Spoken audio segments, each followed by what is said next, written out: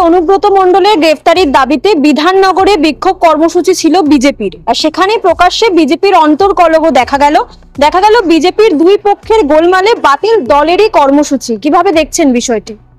না, বিজেপি হচ্ছে পশ্চিমবঙ্গে একটা ডিস্টার্ব ফোর্স।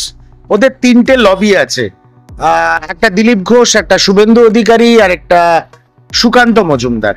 এরা একে অন্যের বিরুদ্ধে লড়াই করতে থাকে, এটা আমরা দীর্ঘদিন ধরে দেখছি, সংবাদ মাধ্যমও জানে। তা কর্মসূচিতে গিয়ে এরা একে অন্যের সঙ্গে মারামারি করবে, সেটা খুব স্বাভাবিক ব্যাপার। আর রইল এদিকে পুলিশি আক্রমণ, শিক্ষক শিক্ষিকাদের ওপরে, এর আগে ডাক্তারদের ওপরে পুলিশি আক্রমণের কথা। সেটা যখনই কোনো একনায়িকা ক্ষমতায় থাকেন এই ধরনের অত্যাচার হয়। পশ্চিমবঙ্গে এই ধরনের অত্যাচার আমরা দীর্ঘদিন ধরে দেখছি, এবং এর থেকে বাংলাকে মুক্তি দিতে হলে বাংলার মানুষকেই সজাগ হতে হবে। রাজ্যের শাসন ক্ষমতায় না থেকে বিরোধী দলে যদি এইরকম ভয়ঙ্কর পরিস্থিতি হয়, তো আগামী দিনে ভবিষ্যতের জন্য কি অপেক্ষা করছে? এমন মন্তব্য করেই কটাক্ষ করলো তৃণমূল। কি বলবেন?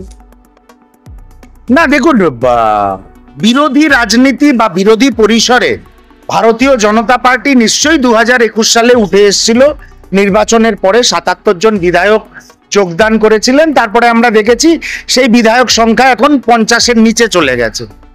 ওরা শাসন ক্ষমতা তো অনেক দূরের কথা, সুস্থ স্বাভাবিক বিরোধী পক্ষ হিসাবেও ভারতীয় জনতা পার্টির কাছে কোনো ন্যারেটিভ নেই।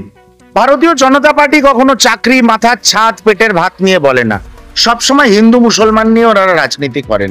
সেই জন্য বাংলার মানুষ একটা জিনিস তো পরিষ্কার দেখতে পাচ্ছে যে জাতীয় কংগ্রেস মাথার ছাদ, পেটের ভাত, শিল্পায়ন, চাকরি এগুলো নিয়ে আলোচনা করেন।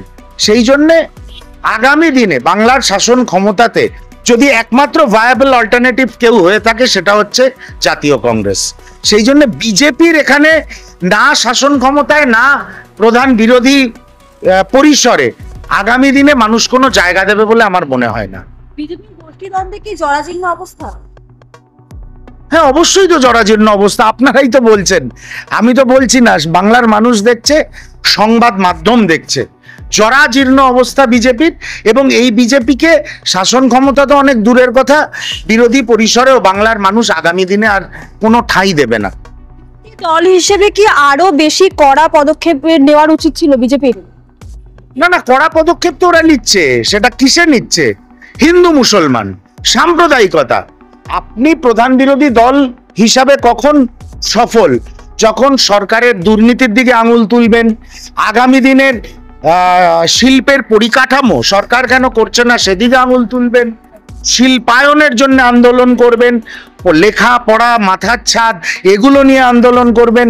কিন্তু বিজেপির কাছে সেই ধরনের কোনো ন্যারেটিভ নেই, একমাত্র হিন্দু মুসলমান ছাড়া। সেই জন্য বিজেপি শাসন তো দূরের কথা, একজন প্রধান বিরোধী দল হিসাবে অত্যন্ত অযোগ্য।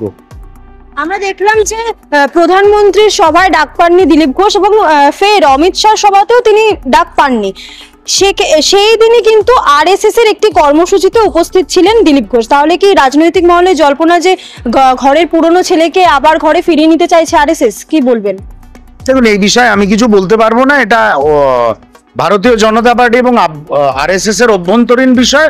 তবে একটা কথাই আমি বলবো, আজকে বিজেপির যে এত রমরমা, তাতে একজন ভোটার হিসাবে আমি যতটা অবজার্ভ করেছি দিলীপ ঘোষের একটা ভূমিকা আছে। তো সেই জায়গা থেকে তো যদি দল তাকে সরিয়ে নিতে চায়, সেখানে তো আমাদের বিরোধীদের কিছু বলার নেই। তবে বিজেপির উত্থানে পশ্চিমবঙ্গে দিলীপ ঘোষের একটা রোল আছে। ফলে তো বিজেপির যারা আদি কর্মীরা রয়েছেন বা নেতারা রয়েছেন তাদের কি কোথাও গিয়ে একটা এফেক্ট পড়বে যদি দিলীপ ঘোষকে সরিয়ে দেওয়া হয়? দিলীপ ঘোষের যারা অনুগামী আছে নিশ্চয়ই তারা দুঃখিত হবেন, এতে কোনো সন্দেহ নেই। আর ভারতীয় জনতা পার্টিকে যারা এখন নেতৃত্ব দিচ্ছেন, সেই শুভেন্দু অধিকারী থেকে শুরু করে অন্যান্য যারা ইম্পোর্টেড লিডার যারা নেতৃত্ব দিচ্ছেন, তাদের খুব একটা জনমানসে খুব একটা গ্রহণযোগ্যতা আছে বলে মনে হয় না। কারণ এরা এককালে মমতা ব্যানার্জিকে মা বলে প্রণাম করতেন, এখন আবার মমতা ব্যানার্জিকে মমতা বেগম বলে ডাকেন। তাই এদের দ্বিচারিতা বাংলার মানুষ দেখছে, আর ভারতীয় জনতা পার্টি যদি এদের হাত ধরে মনে করে বাংলায় এগোবে, তারা সেটা ভুল ভাবছে। উত্তরের প্রভাবশালী কংগ্রেস নেতা শঙ্কর মালাকার যোগ দিলেন তৃণমূলে, কি বলবেন এই বিষয়ে? ব্যক্তিগত অসুবিধার থেকে উনি দলত্যাগ করেছেন। আমরা আজ দল থেকে ওনাকে বহিষ্কারও করেছি ওনার দল বিরোধী বক্তব্য এবং গতিবিধির জন্য। ব্যক্তিগত অসুবিধার থেকে শঙ্কর মালাকার দলত্যাগ করেছেন এবং আমি মনে করি যদি রাজনীতি করতে হয় সবসময় ব্যক্তি স্বার্থকে ঊর্ধ্বে রেখে দলের জন্য এবং মানুষের জন্য কাজ করতে হয়। তা সেই জায়গায় যদি শঙ্কর বাবুর মতন একজন পোড়খাওয়া নেতা ব্যক্তি স্বার্থকে প্রাধান্য দেন, তাহলে এখানে আমাদের কিছু বলার নেই। আমরা ইতিমধ্যেই জাতীয় কংগ্রেস শঙ্কর মালাকার বাবুকে আমরা দল থেকে দল বিরোধী কাজের জন্য বহিষ্কার করেছি। 26 নির্বাচনের আগে উত্তরবঙ্গে বিশেষ নজর কি তৃণমূলের? মানে আমরা দেখলাম কংগ্রেসের আগেই বিজেপির জন বার্লাও তৃণমূলে এসেছেন, এবার শঙ্কর মালাকার। উত্তরবঙ্গ হচ্ছে ট্র্যাডিশনালি কংগ্রেসের গড়। হ্যাঁ, কিছু সময়ে দেখা গেছে যে বিজেপির একটা উত্থান হয়েছে উত্তরবঙ্গে, কিন্তু মানুষ এটাও দেখেছে তারা যাকে সাংসদ করে, বিভিন্ন লোককে উত্তরবঙ্গের বিভিন্ন জায়গার থেকে সাংসদ করে যারা তাদের পাঠিয়েছিলেন, তারা মানুষের জন্য কোনো কাজ করেননি, নিজেদের জন্য কাজ করেছেন, ব্যক্তি স্বার্থে কাজ করেছেন। তা সেই জন্য আগামী দিনে উত্তরবঙ্গের মানুষ না তৃণমূল না বিজেপি, একমাত্র জাতীয় কংগ্রেসকেই মাথায় রেখে তাদের ভোটাধিকার প্রয়োগ করবেন। মমতা ব্যানার্জির উন্নয়নে শরিক হতে তৃণমূল বাঁচলেন, এমনটাই বলছেন শঙ্কর মালাকার। না, আমরা দেখলাম একটি সাংবাদিক সম্মেলন উনি করেছেন, যেখানে দুই দিকে তাবড় তাবড় তৃণমূলের নেতারা বসে আছে এবং উনি বলছেন 10 বছর বিধায়ক ছিলাম, শাসক দলের বিধায়ক না হলে কাজ করা যায় না।